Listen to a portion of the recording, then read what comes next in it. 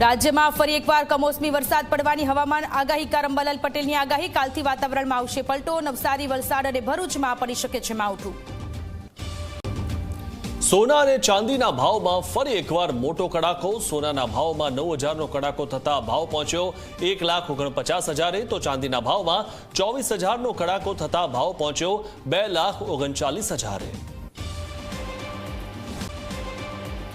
શાળાઓ અને શૈક્ષણિક સંસ્થામાં શ્વાનનો સર્વે કરવા માટે કમિશનરે કર્યો પરિપત્ર. સર્વે કરીને રિપોર્ટ 3 દિવસમાં ડીઈઓને આપવા સૂચના. કમિશનરે શાળાઓની કચેરીઓને કર્યો પરિપત્ર.